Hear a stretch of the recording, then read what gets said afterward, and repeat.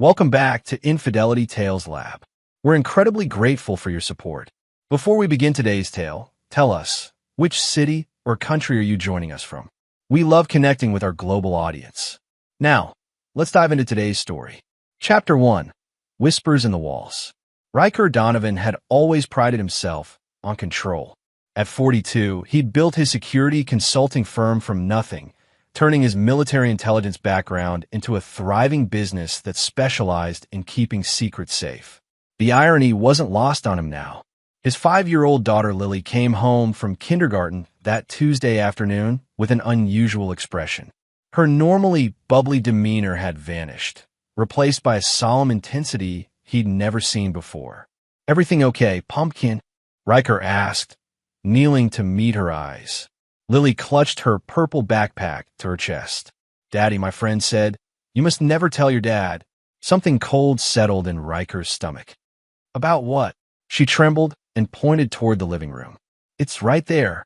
Riker stood slowly, tension building between his shoulder blades. Their modern 2-story home in the suburbs of Portland had always been his sanctuary, particularly the living room with its wall of windows overlooking the garden his wife Brenna had meticulously cultivated over their 8 years of marriage. "Stay here," he instructed Lily, his voice dropping to the commanding tone he rarely used at home. The living room appeared normal at first glance. Leather sectional, coffee table with art books, television mounted above the fireplace. Nothing seemed out of place, but Riker's training made him look deeper. He scanned methodically until he spotted it, a tiny reflection from behind the television. Moving closer, he discovered a miniature camera, professionally installed and nearly invisible. His pulse quickened as he searched the room. 3 more cameras, 2 microphones, all wireless, all professional grade. Someone had been watching his family, listening to their conversations. "For how long?" "Who told you about this, Lily?" he asked, returning to his daughter. "Ms. Nadine's daughter. She came to school today and showed me pictures of our house on her mom's phone." Nadine. The name hit Riker like a physical blow. His wife's best friend. The same woman who had introduced Brenna to her personal trainer 7 months ago. Riker immediately called the police, but even as he reported the break-in and surveillance equipment, pieces were falling into place. Uncomfortable pieces that painted a picture he wasn't ready to see. When Detective Alvarez arrived, Riker sent Lily upstairs to her room with her tablet. The detective examined the equipment with gloved hands, his expression grim. "This is sophisticated gear, Mr. Donovan. Not something an average stalker picks up at a convenience store." "I'm aware," Riker replied, his mind racing. "I want a full investigation. Given your profession, do you have any competitors or clients who might?" "This isn't business," Riker interrupted. "Check the equipment for fingerprints and trace it. I'll handle the rest." After the police left with the devices, Riker sat in his home office, staring at the family photo on his desk. Brenna's smile now seemed different, hollow perhaps. He pulled out his phone and texted his longtime friend and business partner, Vince Morello. "Need full background on Dominic Russo." Priority 1. Dominic, the personal trainer who had transformed his wife's life. The man who had seemingly brought the passion back to Brenna's eyes. Only now, Riker suspected that passion had never been about fitness at all. Chapter 2. The Silent Observer. Brenna returned home that evening with flushed cheeks and bright eyes that dimmed when she saw Riker waiting in the kitchen. Her auburn hair was pulled back in a messy ponytail, workout clothes still clinging to her slender frame. "You're home early," she said, setting down her gym bag. "Everything okay?" "Interesting day," Riker replied, studying her face. "Someone broke into our house." The color drained from her face. "What? Is Lily?" "She's fine. Upstairs, watching cartoons."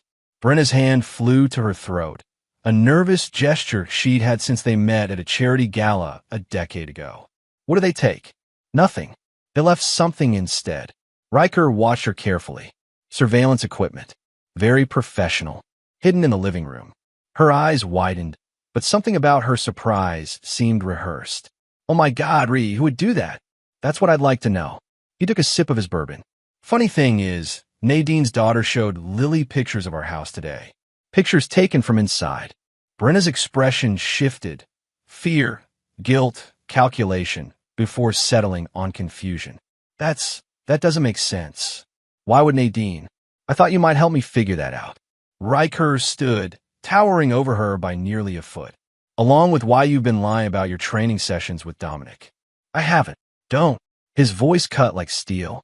The cameras have been recording for months, Brenna. The police have him now. It was a bluff, but it worked. Brenna collapsed onto a kitchen stool, her shoulders slumping in defeat. It's not what you think, she whispered. Enlighten me. Her story spilled out in fragments. Dominic wasn't just a trainer. He was an ex-con who specialized in blackmail schemes. Nadine had introduced them after falling victim herself. Dominic had threatened to expose compromising photos of Nadine to her husband unless she helped recruit new targets. Brenna claimed she'd been stringing Dominic along, pretending interest while trying to gather evidence against him. He wanted access to your client files, Brenna explained, tears streaming down her face. He said he knew you had sensitive information on politicians, CEOs. I was trying to protect you. Riker leaned against the counter, his expression unreadable. And the cameras? He installed them to make sure I followed through. I didn't know how to tell you without putting everything at risk. It was a compelling story, one that painted her as a victim, a protective wife caught in circumstances beyond her control. It might have worked on someone else. But Riker had spent his career reading people, detecting lies, and one crucial detail didn't align. When Lily had pointed to the living room, her fear had been genuine. She hadn't known about the cameras before today.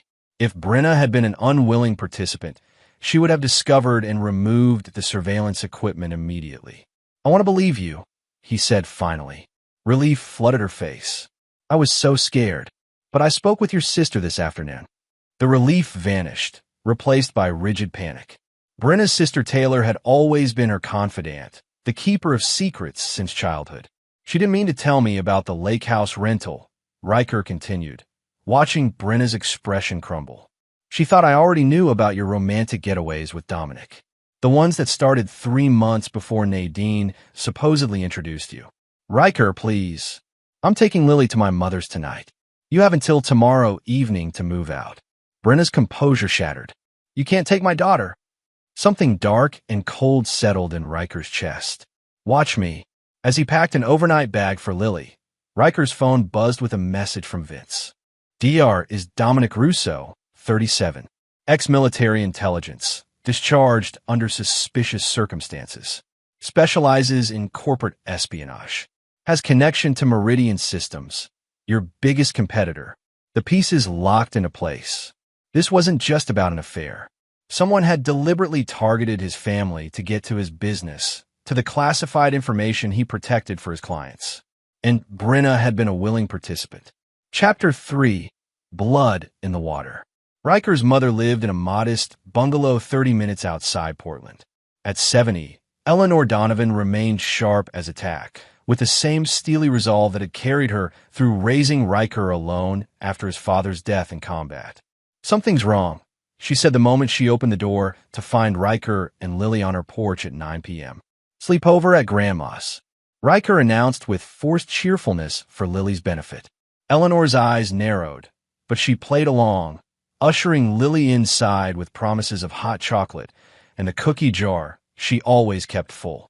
Once Lily was settled in front of the television, Eleanor cornered Riker in the kitchen.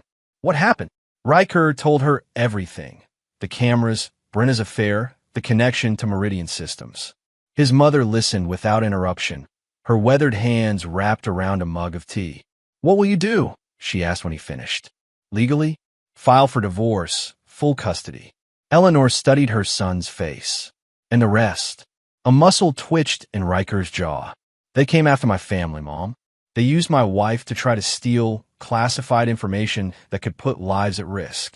And you won't let that stand. It wasn't a question.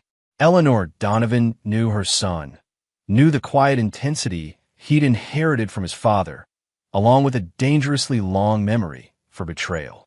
I can keep Lily for as long as you need, she said simply. Just remember who you are. Riker kissed her forehead. I know exactly who I am. That night, as his daughter slept in his childhood bedroom, Riker made 3 calls. The first to his lawyer, initiating divorce proceedings and an emergency custody order based on Brenna's involvement in illegal surveillance. The second call went to Vince. I need everything on Meridian Systems. Board members, financial records, current contracts. And I need to know who they're targeting in my client list. The third call was to a number he hadn't dialed in years. When a gruff voice answered, Riker spoke without preamble. It's Donovan. I'm calling in the debt. 2 days later, Riker sat across from his lawyer, Gabriela Reyes, reviewing the preliminary divorce documents. The evidence is strong, she said, sliding surveillance photos across the desk. The private investigator documented 6 meetings between your wife and Russo at the lake house. And the police report on the surveillance equipment gives us grounds for the emergency custody order. Will it be enough? Gabriela nodded. Temporary custody is already granted. Full custody will depend on the judge, but with a criminal investigation into corporate espionage, your wife will be fighting an uphill battle. And if she claims she was coerced, the timeline works against her. We have evidence of the relationship predating any supposed blackmail scheme. Gabriela hesitated. There's one more thing. Your wife has hired Winston Davies. Riker recognized the name. Davies was a shark, known for scorched earth divorce tactics. She's going to fight dirty, Gabriela warned. Let her. Riker gathered the photos. Just keep Lily safe and away from her. Everything else is secondary. When Riker returned to his mother's house that evening, a familiar truck was parked in the driveway. Inside, he found his former military commander, Colonel Reed Preston, playing checkers with Lily. Uncle Reed, Lily exclaimed. He says he's going to teach me chess next. Reed winked at her. Only if your dad says it's okay. After Lily returned to her game, the 2 men stepped onto the back porch. Didn't expect you to come personally, Riker said. Reed shrugged his broad shoulders. When you call on a 7-year-old debt, it gets my attention. Your message said it involves Meridian. They targeted my family to get to my clients. Reed's expression hardened. You have proof. Building it. But I need to know why they're suddenly coming after me so aggressively. What contract are they afraid I'll win? The Prometheus Project. Reed lowered his voice. Pentagon's new cybersecurity infrastructure. 9-figure contract, classified details.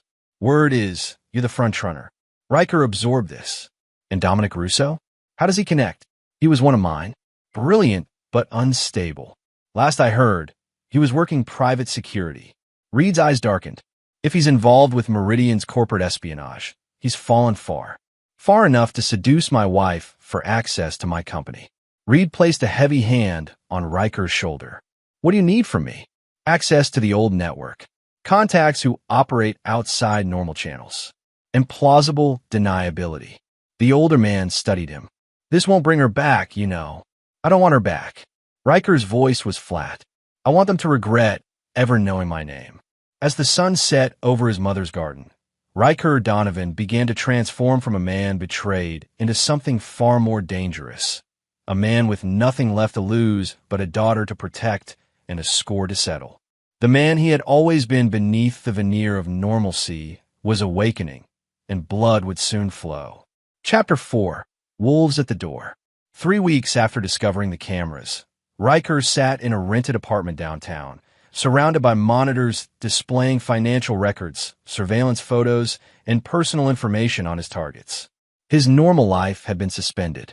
The divorce proceedings were underway, with Lily safely ensconced at his mother's home under the watchful eye of a retired military buddy serving as unofficial security. Brenna had vacated their home as demanded, but her departure had only been the beginning of the war.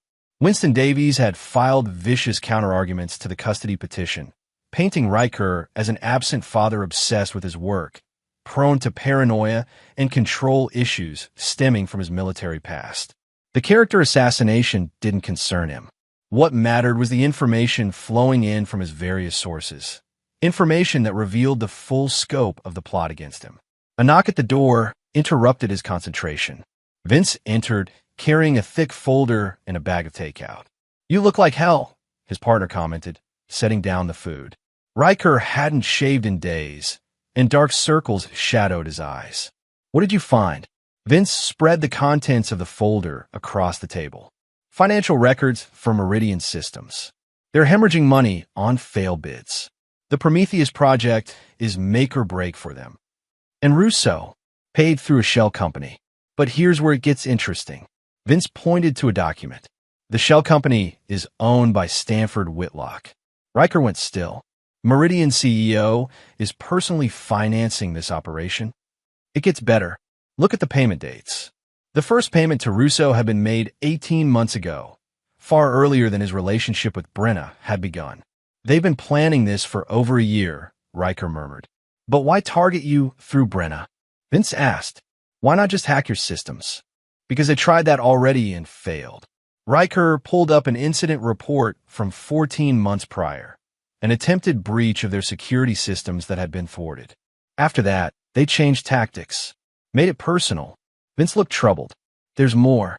Brenna's been meeting with Whitlock directly, 3 times in the past 2 weeks. Riker's expression darkened. Where? Hotel Monaco downtown. Private dining room. Vince hesitated. There's something else you should know. Nadine Palmer isn't just Brenna's friend. She's Whitlock's niece. The connection clicked into place. Nadine hadn't been another victim. She'd been the access point from the beginning. She had introduced Brenna to Russo, knowing precisely what would unfold. They underestimated me, Riker said quietly. They thought I'd be so devastated by the betrayal that I'd miss the bigger picture. What's our next move?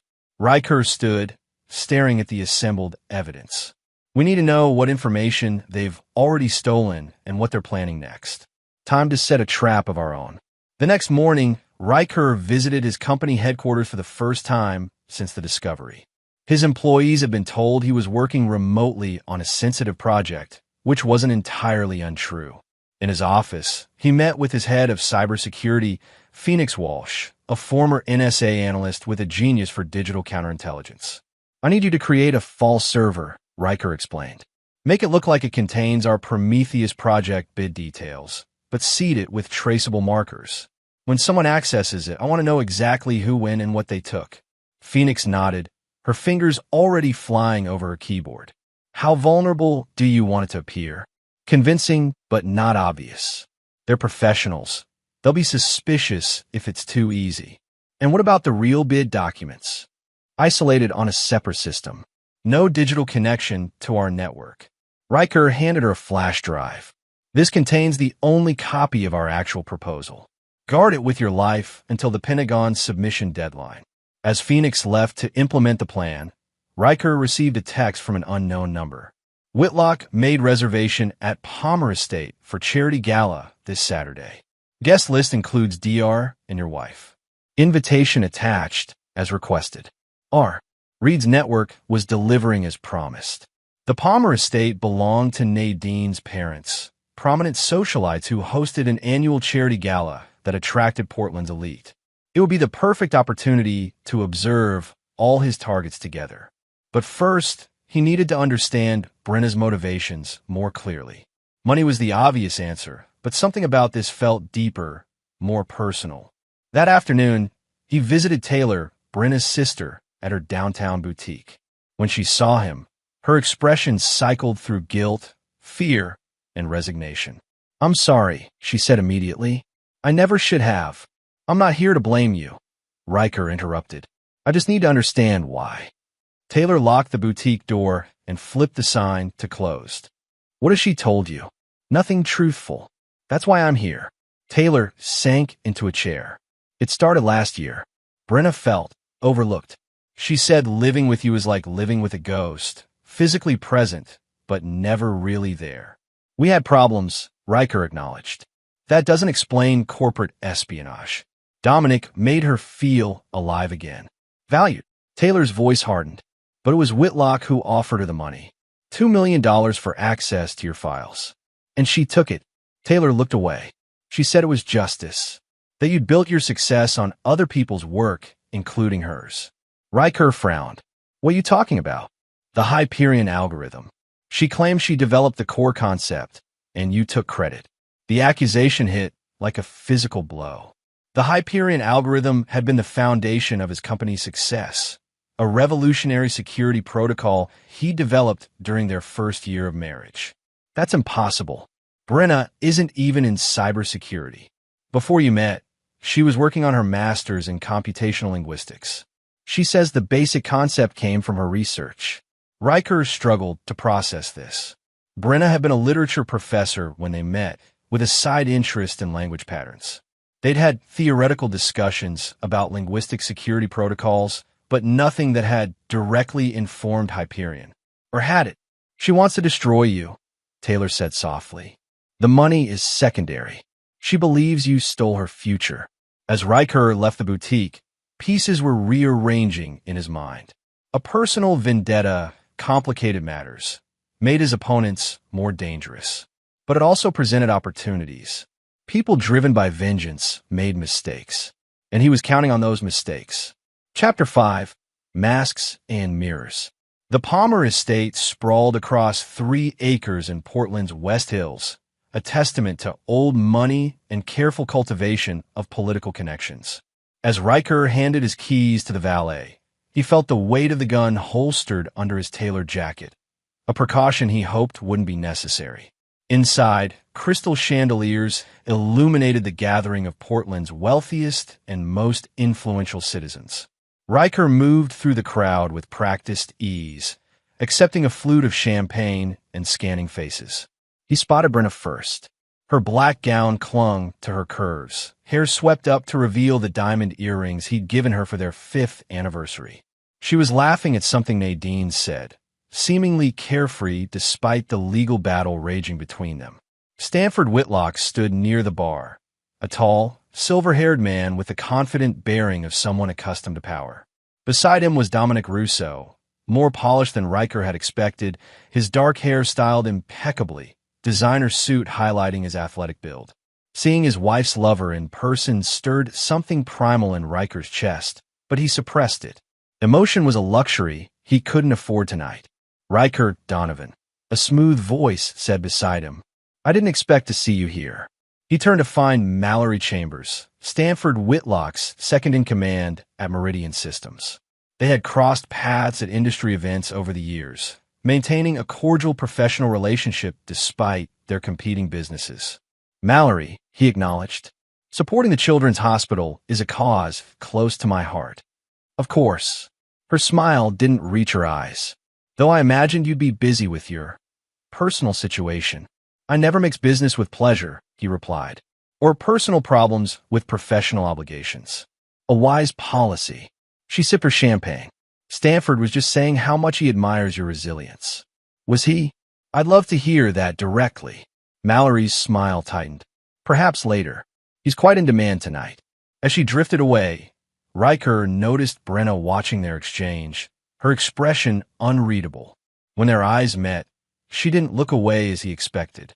Instead, she excused herself from Nadine and approached him directly. "Bold move coming here," she said softly. "I could say the same." He gestured toward Dominic.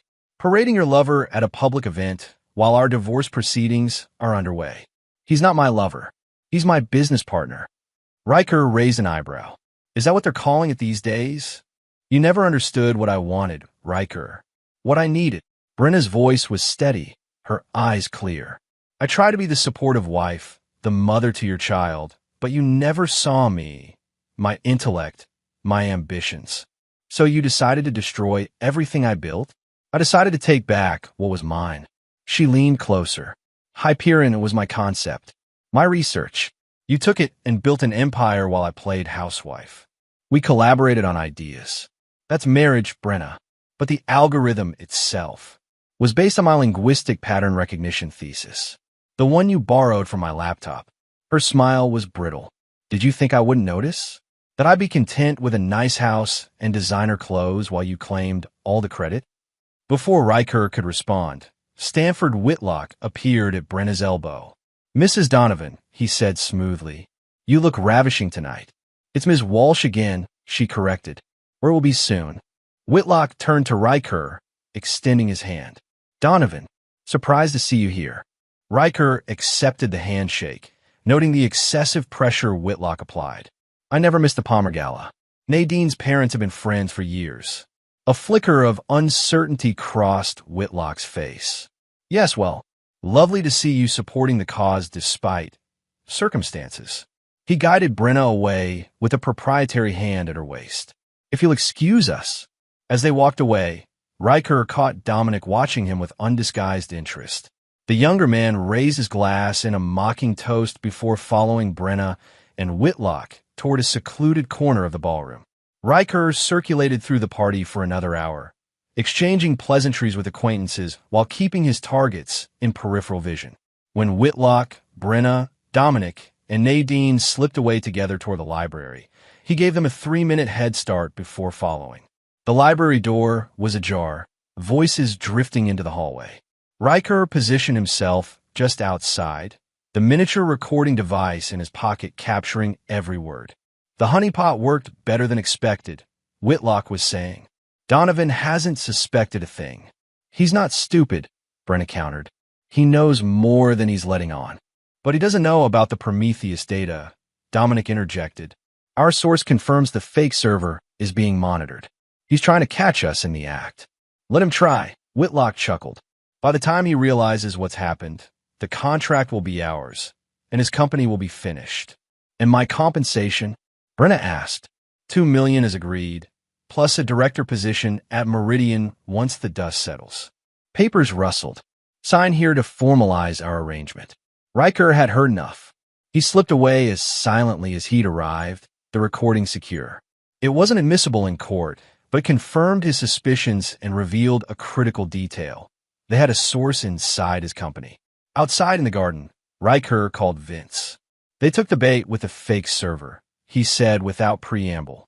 But they have someone on the inside feeding them information. Any idea who? Not yet, but I'm initiating Protocol Judas. No one accesses any systems without biometric confirmation, effective immediately. That'll slow operations significantly, Vince warned. Better slow than compromised. And Vince? Move up our Prometheus submission. I want it delivered to the Pentagon tomorrow, not next week. That's cutting it close. It's ready, and it ensures they can't interfere. As Riker ended the call, he sensed someone approaching. Turning, he found Dominic Russo standing a few feet away, hands casually in his pockets. Beautiful night, Dominic commented, gazing up at the stars. Riker remained silent. She never loved you, you know, Dominic continued. She told me everything. How you stole her work. How you made her feel invisible. Is that why you seduced her? Professional courtesy between thieves. Dominic laughed. I didn't have to seduce her. She was more than willing after years of neglect. He stepped closer. Does it eat at you? Knowing she was in my bed while you were working late? That she told me your deepest secrets? Riker's expression remained impassive. Are you trying to provoke me, Russo? Make me cause a scene? Just making conversation. Dominic smiled. Brenna says you're incapable of losing control, that your emotions are locked away so deep, even you can't find them anymore. She may be right. For your daughter's sake, I hope so. Dominic's voice dropped. It would be a shame if Lily had to see her father completely unravel. The mention of his daughter sent ice through Riker's veins, but he betrayed nothing. Threaten my daughter again, and you'll discover exactly what I'm capable of. Dominic's smile widened. There he is, the real Riker Donovan. The one Brenna always feared was hiding beneath the surface. As Dominic sauntered back toward the house, Riker remained motionless, his mind calculating. The trap was set, but now he realized the stakes were even higher than he'd imagined. This wasn't just about a contract or stolen research. It was about his daughter, his legacy, and a monster they thought they could unleash for their own purposes. They would soon learn their mistake. Chapter 6, The Betrayer Unmasked. The following Monday, Riker assembled his core team in a secure conference room at his company headquarters. Security had been doubled, and every employee had undergone emergency biometric verification over the weekend. Someone in this building is feeding information to Meridian Systems, he announced without preamble. The fake server we created has been accessed multiple times, and classified information about our security protocols has been leaked. His team, Vince, Phoenix, and 3 department heads, exchanged uneasy glances. The good news, Riker continued, is that our actual Prometheus bid was delivered to the Pentagon yesterday, ahead of schedule.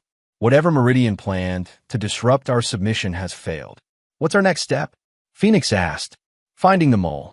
Riker activated the room's display screen, showing logs of system access. These are the unauthorized access attempts over the past month.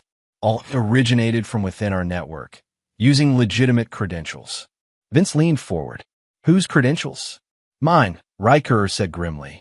Or rather, a perfect duplication. Shocked murmurs filled the room. Only 6 people have the clearance to generate biometric override codes for my access, Riker continued. Everyone in this room, plus Luther Barnes in IT. Luther had been with the company since its founding, a brilliant systems architect who had helped build their security infrastructure. Where is Luther now? Phoenix asked. On vacation in Vancouver, Riker replied. But his credentials were used to access the system remotely last night, after we implemented the lockdown. The implications settled over the room like a physical weight. I trusted Luther with everything, Vince said quietly. Why would he betray us? Riker pulled up a financial report. $2 million wired to an offshore account 3 weeks ago. The same amount Brenna was promised. So they both sold you out, Phoenix concluded. It appears so. What do we do? One of the department heads asked. Call the FBI? Not yet. Riker's voice was steel. First, we set a final trap. Phoenix, I want you to create a false communication about a critical flaw in our Prometheus submission, something that would require an immediate amendment. A honeypot within a honeypot, she nodded. Make them think they still have a chance to sabotage us. Exactly. Make it convincing, but ensure it contains a unique digital signature that will activate when downloaded. I want to know exactly where those files go. As the team dispersed to implement the plan, Riker received a text from his lawyer. Emergency hearing scheduled tomorrow. B's lawyer filed motion claiming you're mentally unstable and a danger to L. Witness statements from DR and LB supporting claims. Luther Barnes. The betrayal cut deeper than Riker had anticipated. Not only had his trusted employee sold company secrets, but he was now helping Brenna try to take Lily away. That night, as Riker reviewed the evidence against Luther, his secure phone rang, a line known only to a handful of people. It's done. Reed's voice came through. Your package is in Vancouver, watching the target. Has he made contact with Meridian? 3 times today. He's nervous, moving money around. Looks like he's preparing to disappear. Don't let him, Riker ordered. I need what's in his head. My man will stay on him. But Riker, this is crossing a line. Surveillance is one thing. What you're suggesting is necessary, Riker finished. He threatened my daughter, Reed. All of them did. A heavy sigh came through the line. I'll have him ready for your arrival. But you'll need to handle the extraction yourself. Understood. The next morning, Riker appeared in family court, impeccably dressed and composed despite having slept barely 3 hours. Winston Davies stood beside Brenna, who had adopted a vulnerable appearance. Minimal makeup, conservative dress, hair pulled back simply. Judge Hernandez reviewed the emergency motion with a frown. These are serious allegations, Mr. Davies. You claim Mr. Donovan presents a danger to his minor child? We have evidence that Mr. Donovan has become increasingly unstable since discovering his wife's alleged infidelity, Davies answered smoothly. Witnesses report threatening behavior, obsessive surveillance, and concerning statements regarding his intentions toward Ms. Walsh and her associates.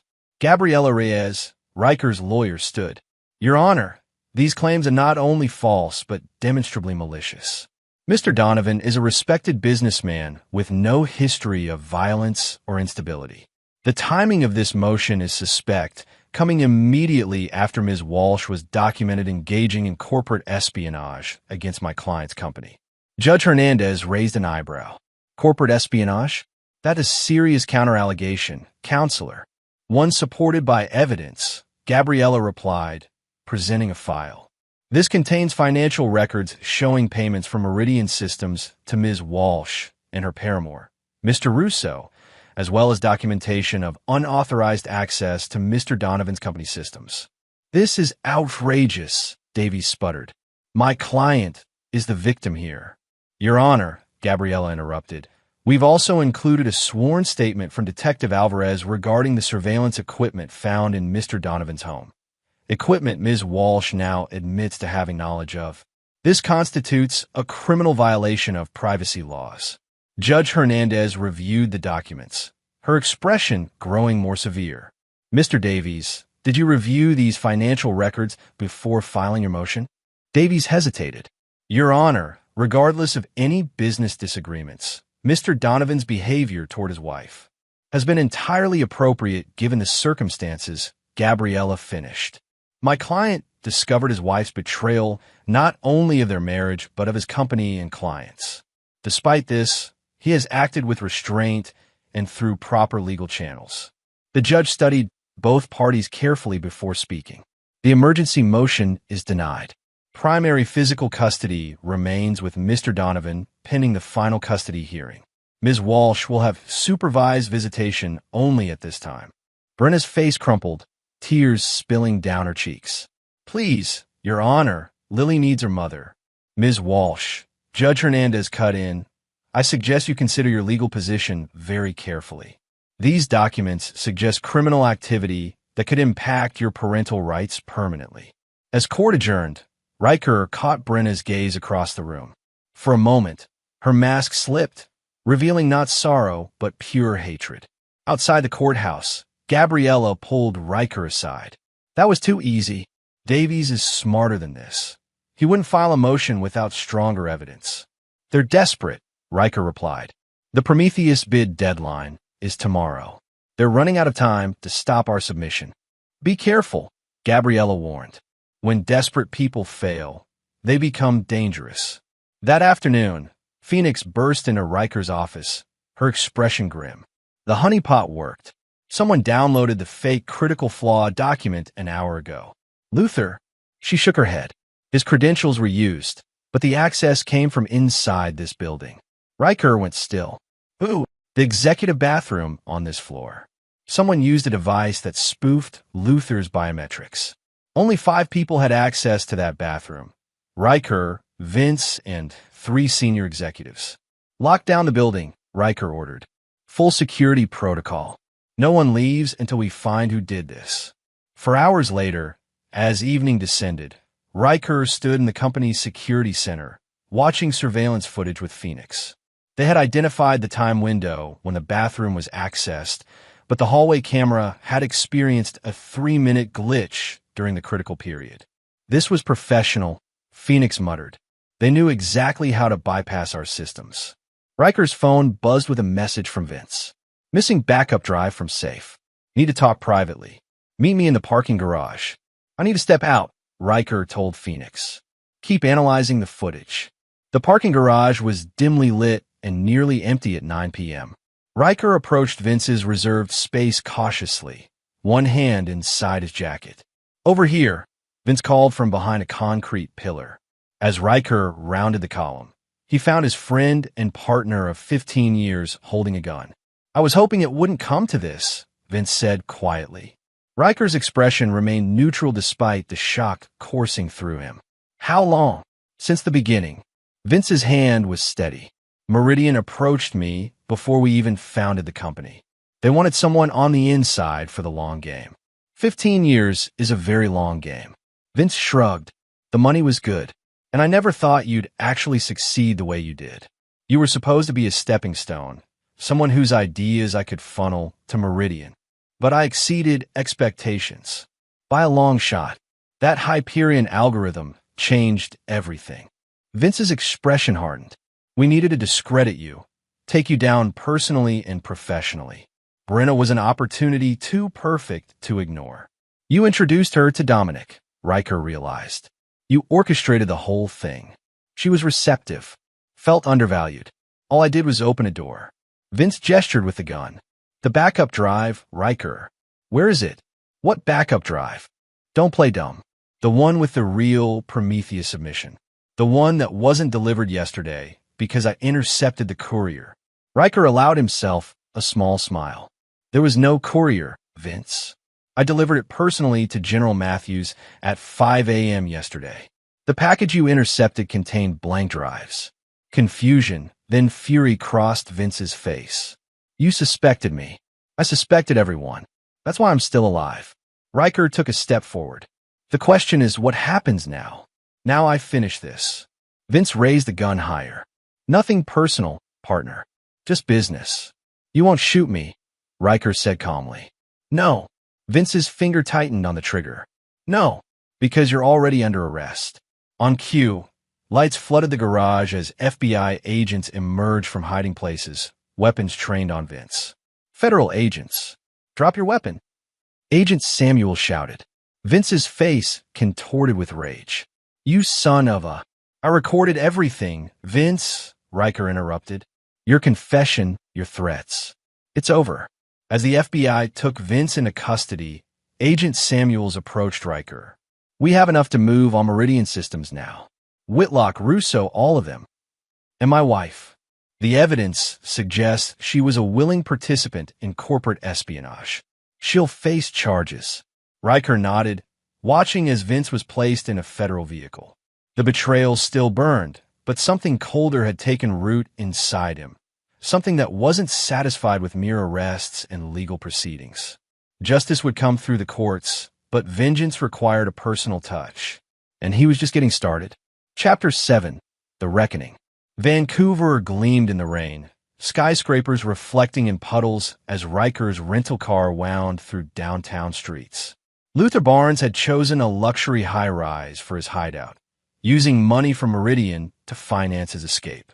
In the passenger seat, Reed studied a tablet displaying the building's security system. Our man confirms Barnes is alone. 12th floor, northwest corner. Building security is minimal. Keycard access, one guard in the lobby. Cameras disabled in the relevant areas for the next 30 minutes. Maintenance protocol. Reed gave Riker a hard look. This is your last chance to let the authorities handle it. The FBI has Vince and Whitlock. They'll get to Luther eventually. Riker checked his watch. But I need what he knows first. About the algorithm. Riker nodded. If Brenna's claims are true, I need to understand exactly what happened and who knew about it. Reed sighed heavily. This path you're on, Riker, there's no coming back. I never intended to come back. Riker parked a block from the target building. Wait here. 20 minutes. The lobby security guard barely glanced up as Riker entered, dressed in the uniform of the building's maintenance company and carrying a toolbox. The service elevator required a key card, which Reed's contact had provided. Luther's door featured a digital lock, high-end, but not impossible. Riker attached a small device that cycled through combinations in seconds. When the light turned green, he entered silently. The condo was opulent, floor-to-ceiling windows, designer furniture, a view worth millions. Luther sat at a desk facing away from the door, typing frantically on a laptop. Going somewhere, Luther? Riker asked quietly. The older man froze, then slowly turned. His face had aged a decade in the weeks since Riker had last seen him. Deep lines etched around his mouth, hair seemingly grayer. How did you find me? Luther whispered. You were always careless with your digital footprint. Riker set down the toolbox. Even when betraying me. Luther's eyes darted to his phone on the desk, just out of reach. Don't, Riker warned. This conversation stays between us. Are you going to kill me? Luther's voice trembled. That depends on how truthful you are. Riker pulled up a chair across from him. Let's start with why. 15 years of loyalty thrown away for what? Money. Luther's shoulders slumped. It wasn't just money. Whitlock promised me recognition. A director position at Meridian. The chance to work on projects without your shadow looming over everything. My shadow. Everything was always Riker's vision. Riker's company. Riker's genius. Do you know what it's like to build something revolutionary and watch someone else take all the credit? The irony wasn't lost on Riker. Like Brenna claims I did to her. Luther's eyes widened. She told you that the Hyperion algorithm was based on her research? Yes. Riker leaned forward. I want the truth, Luther. All of it. For a moment, Luther seemed to consider lying, but something in Riker's expression changed his mind. It was her concept, he admitted. The linguistic pattern recognition as a basis for predictive security protocols. She showed me her thesis research one night when you were working late. Asked if it had practical applications. And you told her it did. Luther nodded. I helped her develop it further. We worked on it for months while you were securing funding for the company. She believed you would make her a partner when she presented it. But I never gave her the chance, Riker concluded, because you presented it to me as your work. I saw an opportunity, Luther said defensively. She was just a literature professor with a hobby interest in computational linguistics. I had the technical background to implement it. I deserved. Riker's fist connected with Luther's jaw, sending him crashing to the floor. You stole from my wife, Riker said coldly, standing over him. Then convinced her I was the thief. Luther scrambled backward. She would have figured it out eventually. When she started asking questions, I suggested maybe you had taken her notes from her laptop. It was easier than admitting what I'd done. So you poisoned my marriage to cover your theft. It wasn't personal. It was to me. Riker pulled Luther to his feet, slamming him against the wall. And now you'll fix it. Ow! Luther gasped. You're going to write out exactly what happened. Every detail. How you stole Brenna's research. How you lied to both of us. How you manipulated her into blaming me. And then what? You let me go. Riker's laugh was without humor. No. Then you'll record a video confession, which I'll send to the FBI along with evidence of your corporate espionage. They'll arrest me. Yes. Riker's grip tightened. But first, you're going to call Brenna and tell her the truth. Tonight, while I listen. An hour later, Riker left the building with Luther's written confession, a video recording, and the satisfaction of having heard Brenna's shocked silence as Luther explained how he had manipulated them both for years. Reed was waiting in the car, expression grim. Is it done? Almost. Riker handed him a flash drive. Get this to Agent Samuels. Luther will be contacting the FBI to turn himself in within the hour. And the personal vendetta? One more stop. The storm that had threatened all day finally broke as Riker drove toward his final destination. Rain lashed against the windshield, mirroring the cold fury that had crystallized within him. Dominic Russo's lakeside cabin was isolated 20 miles outside Vancouver, the perfect place for a man in hiding. The security system was sophisticated but similar to ones Riker's company had designed, making it child's play to disable. Inside, the cabin was dark except for the glow of a computer screen in what appeared to be a home office. Riker moved silently through the shadows, water dripping from his raincoat onto the polished hardwood floors. Dominic sat with his back to the door, focused on the screen where he appeared to be transferring funds between accounts. The distinctive ring of Riker's wet shoes on the floor alerted him too late. As Dominic spun in his chair, Riker's fist connected with his throat, crushing his windpipe before he could shout. The younger man toppled backward, gasping and clutching his neck. Hello, Dominic, Riker said calmly, pulling up a chair. We need to talk about my daughter. Dominic's eyes bulged with panic as he struggled for breath. You threatened Lily, Riker continued. Made my wife betray me. Helped steal my company's work. He leaned closer. Did you really think there wouldn't be consequences? Dominic gestured desperately toward his phone. Looking for this? Riker held up Dominic's smartphone. Already found your failsafe files, too.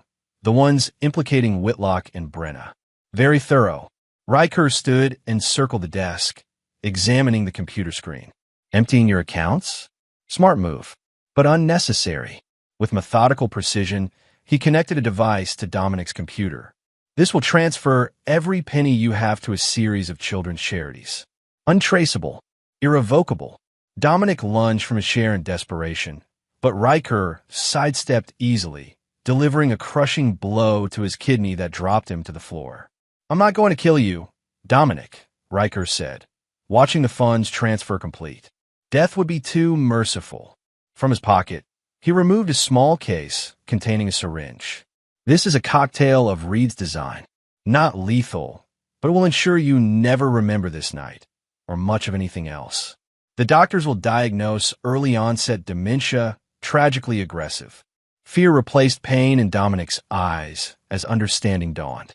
You'll spend the next 40 years in declining mental health, unable to form new memories, gradually forgetting everything you ever knew, Riker explained, preparing the injection, including how to speak, how to feed yourself, your own name. Dominic tried to crawl away, but Riker's boot on his back held him in place. You threatened my child, Riker said softly. This is mercy compared to what you deserve. The injection took seconds. As Dominic's struggles weakened, Riker placed an anonymous call to emergency services, reporting a man having a severe medical episode at the cabin address. By the time paramedics would arrive, all electronic evidence of Dominic's crimes would be in the hands of federal authorities, his money would be gone, and the man himself would be beginning a long, frightening descent into oblivion. As Riker disappeared into the storm, he felt neither satisfaction nor remorse, only the cold certainty that justice, as he defined it, had been served. Chapter 8. Blood and Truth. 1 month after the arrests of Stanford Whitlock and Vince Morello for corporate espionage, Riker sat across from Special Agent Samuels in a quiet corner of a Portland cafe. The case is airtight, Samuels reported. Whitlock is cooperating, offering testimony against everyone involved in exchange for a reduced sentence, including my wife, especially her. According to Whitlock, she was the architect of the entire operation. Samuels slid a file across the table. These are excerpts from his statement. I thought you should see them privately before they become public record. Riker read in silence, his expression unchanging as he absorbed details of Brenna's role. According to Whitlock, after discovering Luther's theft of her research, Brenna had contacted Meridian Systems directly, offering information about Riker's company in exchange for revenge. She approached them 2 years ago, Riker noted, while we were still seemingly happy. Samuels nodded grimly. Whitlock claims she was playing the long game. The affair with Russo was calculated from the beginning, a way to gather information while ensuring you would be emotionally devastated when it was revealed. And my daughter was using her part of the plan too. According to Whitlock, involving your daughter was Russo's idea. They wanted to ensure you couldn't think clearly, that you'd be too consumed by personal betrayal to see the corporate espionage.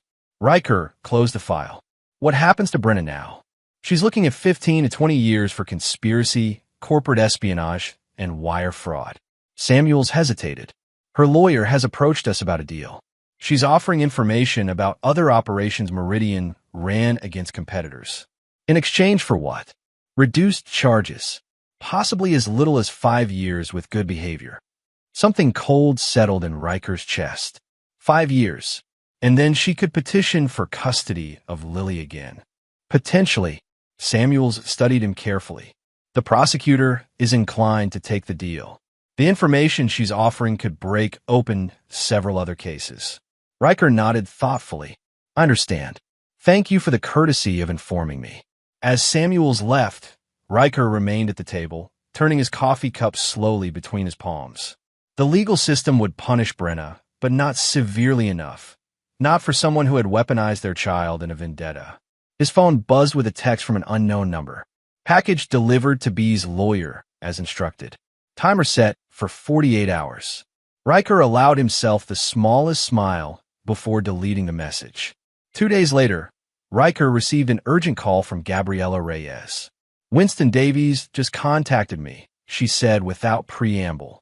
Brenna is withdrawing her custody petition and offering full permanent custody to you, with no visitation rights for herself. Riker feigned surprise. Why the sudden change? Davies wouldn't say exactly, but he indicated she received compelling evidence that changed her position. Gabriella sounded suspicious. Riker, what did you do? I simply ensured my daughter's safety, he replied. Will you draw up the paperwork? It's already done. Davies is bringing Brenna to sign this afternoon. The custody transfer took place in Gabriella's office, with a notary present to witness. Brenna entered wearing a prison jumpsuit, handcuffed and escorted by 2 federal agents. Her normally perfect appearance was disheveled, eyes hollow and skin sallow under the fluorescent lights. When she saw Riker, something like fear flickered across her face before her expression hardened into resignation. The documents are straightforward, Gabriella explained. Mrs. Donovan relinquishes all parental rights and agrees never to contact Lily again. Now, or upon release from incarceration. Winston Davies, looking deeply uncomfortable, nodded. My client understands the terms and is prepared to sign. As Brenna was uncuffed to sign the papers, she looked directly at Riker. You won, she said softly. Isn't that enough? This isn't about winning, Riker replied. It's about protecting our daughter. From me? Or from the truth? From having a mother who used her as a pawn in a revenge scheme. Brenna's hand trembled as she signed her name. I never meant to hurt Lily. But you did. And you would again, given the chance. Once the documents were complete, the federal agents prepared to escort Brenna back to custody. At the door, she paused. The recording you sent, she said quietly. How did you get it? Riker maintained a neutral expression. I don't know what you mean. You know exactly what I mean. Her voice dropped even lower. Dominic would never have said those things willingly. What did you do to him? Nothing he didn't deserve. Something like fear, real fear, flashed in Brenna's eyes. I underestimated you. Everyone did. After she was gone, Gabriella turned to Riker with concern. What recording was she talking about? I have no idea, he lied smoothly. The important thing is that Lily is protected now. What Gabriella didn't know, what no one needed to know, was that the package delivered to Brenna's lawyer had contained a recording of Dominic Russo, apparently drunk and unguarded, detailing his plans to use Lily as leverage against Riker once he and Brenna were together. The recording contained graphic descriptions of how he would manipulate and potentially harm the child if necessary. The recording had been entirely fabricated using advanced voice synthesis technology from one of Riker's government clients. Technology not yet known to the public. But it had served its purpose. Brenna, believing her lover capable of threatening her child, had chosen to remove herself from Lily's life permanently rather than risk Dominic gaining access to her daughter after prison. That evening, Riker visited his mother's house to share the news. Lily was already asleep, exhausted from an afternoon of baking cookies with her grandmother. It's done, he told Eleanor, accepting a glass of whiskey. Brenna signed away all parental rights. Eleanor studied her son's face. And how did you manage that miracle? Does it matter? To me? No. She sank into her armchair. But someday Lily will ask questions. She'll want to know why her mother abandoned her. I'll tell her the truth. That her mother chose revenge over family. And your part in all this? Riker sipped his whiskey. I protected my daughter. I have no regrets. Eleanor nodded slowly. The man who came to see you yesterday, the one with the military bearing who wouldn't come inside. Was that Reed? Yes. I remember him from your father's funeral. He mentioned something about Vancouver. Riker's expression remained neutral, just tying up loose ends. Eleanor didn't press further, but her eyes held a knowing sadness. When will you bring Lily home? Next week.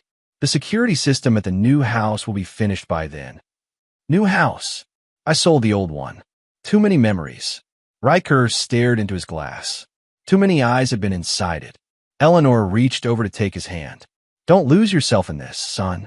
Lily needs her father, the real one, not just the protector. I'm still me, Mom. But even as he said it, Riker wondered if that was true. The man he had been, the husband, the father who read bedtime stories and built pillow forts, seemed increasingly distant, replaced by someone colder, more calculating. Later that night, as Riker checked on his sleeping daughter, his phone buzzed with a message from Agent Samuels. Dominic Russo hospitalized in Vancouver. Severe neurological symptoms of unknown origin. Doctors baffled. Thought you should know. Riker deleted the message without responding. Closing his daughter's door quietly, he wondered briefly if he had gone too far, if the man he had become was someone his daughter could still love. But then he remembered Dominic's threat, Brenna's betrayal, and the cameras hidden in his home.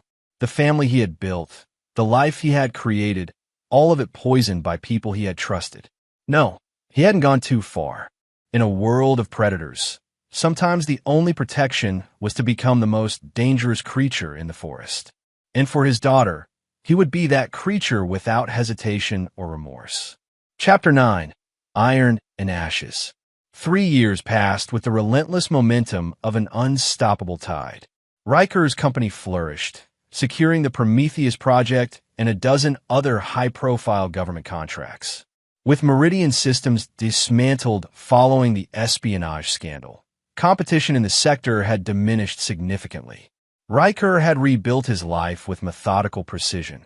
A new home in an exclusive gated community, private security, and a carefully curated environment for 8-year-old Lily, who had blossomed despite the trauma of losing her mother. On this particular autumn afternoon, Riker sat in his home office reviewing quarterly reports when his secure line rang, a number only 5 people possessed. "Donovan," he answered. "It's Samuels." The FBI agent's voice was tight. "Brenna Walsh is being released next week. Good behavior and cooperation has reduced her sentence substantially." Riker had anticipated this possibility, though not so soon. "I see. Thank you for the courtesy call. There's more," Samuels continued. "She's filed a motion to vacate the custody agreement, claiming it was signed under duress. Her new lawyer is arguing that the recording she received was fabricated." A cold stillness settled over Riker. "What recording? Don't play games, Donovan. We both know what happened." Samuel's voice lowered. The technology analysis came back. "That recording of Russo threatening your daughter. It used voice synthesis that didn't exist in the commercial sector 3 years ago." "Interesting theory." "It's not a theory. It's a fact. Just like Russo's condition isn't natural." Samuels paused. "I can't prove what you did, but I know." "Is that why you called? To share suspicions?" "I called because I owe you that much. The Bureau is reopening aspects of the Meridian case based on Brenna's new testimony. She's claiming you orchestrated the entire situation, that you knew about Luther's theft of her research and allowed it to happen." Riker's grip tightened on the phone. "That's absurd." "Maybe, but she has Luther Barnes backing her up now. He's recanted his previous confession, saying you coerced him in Vancouver. Luther has advanced dementia. He's hardly a reliable witness. Convenient timing on that diagnosis, wouldn't you say?" Samuels sighed heavily. "Look, I'm not coming after you officially. There's no evidence that would stand up in court. But I wanted you to know she's coming for you and for Lily. And this time, she has institutional support." After ending the call, Riker sat motionless, calculating possibilities and risks.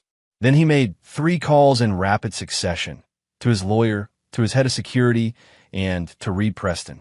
That evening, as Lily worked on her homework at the kitchen island, Riker watched her with a mixture of pride and fierce protectiveness. She had inherited his analytical mind and Brenna's artistic sensibility, a combination that made her both brilliant and empathetic. "Daddy," she asked, looking up from her math problems, "is something wrong?" "You're staring." Riker smiled, pushing away thoughts of the threat looming on the horizon. "Just proud of you, Pumpkin. Because I can do fractions?" She grinned, revealing a missing front tooth. "Because you're you." He moved to help her with a particularly challenging problem. "How would you feel about taking a trip soon? Maybe see the Grand Canyon?" Her eyes lit up. "Really? When?" "Next week, possibly. I need to finalize some work details first." What he didn't tell her was that the trip might be extended, perhaps permanently. The contingency plans he had created years ago were now being activated. New identities, offshore accounts, a property in New Zealand purchased through a shell corporation. If Brenna and her allies came for Lily, they would find only ghosts. 3 days later, Riker met Reed in a park several miles from his home, both men walking casually along a wooded trail. "Everything's arranged," Reed reported. "The documents you requested will be delivered tomorrow." "And the other matter?" Reed's expression tightened. "Are you sure about this, Riker? There's no coming back from it." "I'm protecting my daughter. By eliminating her mother." Reed stopped walking. "That's not protection. That's murder." Riker continued forward a few steps before turning. Brenna made her choice when she decided to come after Lily again. When she allied with people who threatened my child. There are other options. Legal options. Which I've pursued. Gabriella filed counters to Brenna's motion, but the judge is reviewing the evidence. If they determine the custody agreement was signed under duress, then fight it in court, Reed insisted. You have resources, influence. Brenna was convicted of federal crimes, and now she's being portrayed as a whistleblower who was framed by her vengeful ex-husband. Riker's voice hardened. I won't risk Lily becoming collateral damage in a protracted legal battle. I won't watch her be used as a pawn again. Reed studied his former subordinate with growing concern. The man I knew, the man who served under me, understood limits, boundaries that shouldn't be crossed. That man died the day he found cameras in his living room. Riker stepped closer. Are you helping me or not? After a long moment, Reed nodded reluctantly. The access codes for the federal witness housing will be included with the documents. But Riker, this is the last time. After this, we're done. Understood. As Reed walked away, Riker felt a familiar coldness settling over him, the detachment that had become his armor over the past 3 years. He had eliminated threats to Lily before. Brenna was simply one more. But that evening, as he tucked his daughter into bed, doubt crept in for the first time in years. "Daddy," Lily asked sleepily, "what was Mommy like?" Before she went away, the question caught him off guard. They rarely discussed Brenna, by unspoken mutual agreement. She was... Riker searched for words that weren't lies, but wouldn't taint his daughter's image of her mother. She was brilliant, creative. She could see patterns in things that most people missed. "Like me?" Lily asked hopefully. "Yes." He smoothed her hair. "Very much like you. Do you think she misses me?" The innocent question struck like a physical blow. "I'm sure she does, Pumpkin." After Lily fell asleep, Riker stood at the window of his study, staring out at the manicured lawn illuminated by security lights. The irony wasn't lost on him. He had become what he had once hunted, someone willing to cross lines that should never be crossed. His phone buzzed with a text from his security chief. "BW spotted at hotel downtown. Appears to be alone. Surveillance confirms she visited courthouse today." Brenna was already in Portland, already making moves to reclaim Lily. Time was running out. The next morning, Riker received the package from Reed, documents establishing new identities, access codes for various secure facilities, and a final note. Consider another way. For Lily's sake, if not your own. For the first time in 3 years, Riker hesitated, Reed's words echoing in his mind. What would this path cost Lily in the long run? Would she eventually learn what her father had become to protect her? That afternoon, Riker visited his mother, who had moved to a retirement community near his new home. Eleanor Donovan, now 73, remained as perceptive as ever. "You have that look again," she commented as they sat in her small garden. "The one you had after Brenna betrayed you." "She's being released," Riker said simply. "And she's coming for Lily." Eleanor nodded, unsurprised. "And you're planning something permanent." It wasn't a question. "I'm protecting my family. By becoming someone your daughter wouldn't recognize?" Eleanor's voice was gentle but firm. "Riker, I've watched you these past 3 years. You've provided for Lily, kept her safe, but you've been withdrawing into yourself, becoming colder, more calculating." "I had to." "No." Eleanor took his hand. "You chose to. And now you're at a crossroads again. What would you have me do? Let Brenna take her? Let her use Lily as a weapon? I would have you remember who you are, who your father was." Eleanor's eyes filled with tears. He fought to protect, not to destroy, even when it cost him everything. Riker looked away. That man died years ago. Then perhaps it's time to resurrect him. Eleanor squeezed his hand. "For Lily, for yourself." That night, as Riker sat in his car outside the federal witness housing complex where Brenna was staying, the weight of his mother's words settled around him. The access code Reed had provided would get him inside. The untraceable poison in his pocket would make her death appear natural. A tragic but unsuspicious end for a woman with no known enemies. He had planned every detail, as he always did. But for the first time in years, execution faltered. His phone buzzed with a text from an unknown number. "I know you're out there. Room 212. Doors unlocked. Let's talk before we both do something irreversible." B. Riker froze, instinct screaming that it was a trap. But curiosity, or perhaps something deeper, propelled him forward. Room 212 was Spartan but clean, with government-issue furniture and heavy curtains drawn against the night. Brenna sat at a small table, hair cut short, face thinner than he remembered, but eyes still sharp with intelligence. "You came," she said simply. Riker remained by the door. How did you know I was here? Because it's what I would do. She gestured to the chair across from her. We're more alike than either of us wants to admit. He didn't sit. You're coming after Lily. I'm coming after the truth. Brenna's voice hardened. The recording you fabricated, the way you manipulated me into signing away my rights. I want that exposed. Even if it hurts Lily in the process. She deserves to know her mother didn't abandon her willingly. Brenna leaned forward. You didn't just take my research, Riker. You took my child. I protected her from people who would use her as leverage. Like you used Dominic? Brenna's eyes flashed. What did you do to him? The doctors say his condition couldn't have occurred naturally. Riker remained silent. I thought so. She sat back. We've both become monsters, haven't we? Me in my quest for recognition. You in your quest for control. What do you want, Brenna? Why text me to come inside? She slid a folder across the table. Because of this. Documents I found in Whitlock's personal files after his arrest. Read them. Warily, Riker opened the folder. Inside were emails dating back 10 years. Correspondence between Luther Barnes and Stanford Whitlock that predated even Riker's marriage to Brenna. As he read, the blood drained from his face. The emails detailed a long-term plan to use Brenna's research, position her to meet Riker, and ultimately create the situation that would lead to the theft of her work. Luther had never acted alone. He had been Whitlock's plant from the beginning. We were both manipulated, Brenna said quietly. You didn't steal my research, and I didn't approach Meridian first. We were pieces in their game from the start. Why show me this now?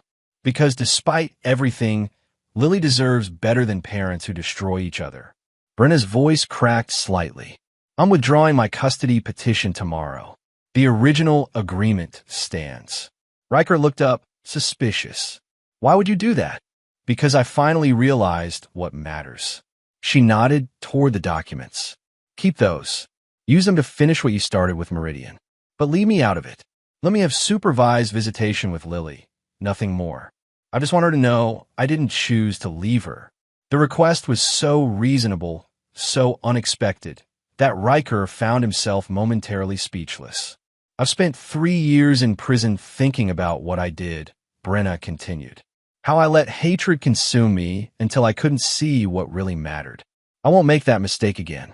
And if I refuse, then we destroy each other, and Lily grows up with the legacy of our mutual destruction. Brenna met his gaze steadily. Is that what you want for her? In that moment, Riker saw with perfect clarity what he had become, a mirror image of the enemies he had fought. The poison in his pocket felt suddenly heavy, a tangible symbol of how far he had fallen. Supervised visitation, he said finally. Monitored communication. At the first sign of manipulation or attempt to turn her against me. I understand. Brenna nodded. I'm not asking for forgiveness, Riker. Just a chance to be some small part of her life. As he left the facility, Riker disposed of the poison in a storm drain, watching it disappear into the darkness. The cold certainty that had driven him for years had been fractured, not by compassion for Brenna, but by the realization that vengeance had nearly cost him the last remnants of his humanity. 1 month later, Lily had her first supervised visit with Brenna at a neutral location, with Riker watching from a distance. Their daughter's joy at seeing her mother again was tempered by understandable caution, but the interaction remained positive. Later that evening, as Riker helped Lily prepare for bed, she asked hesitantly, Does Mom hate you? Is that why you never talk about her? Riker considered his answer carefully. We hurt each other very badly, Pumpkin. Sometimes adults make terrible mistakes when they're angry or scared. Like when I broke Jessica's doll because she wouldn't let me play with her? He smiled despite himself. Something like that, but much bigger. The important thing is that we both love you, even if we can't be a family together anymore. Will I see her again? Yes, if that's what you want. Lily nodded solemnly. I think it is, but you're still my favorite, Daddy. After tucking her in, Riker stood in the hallway, the weight of the past 3 years settling around him.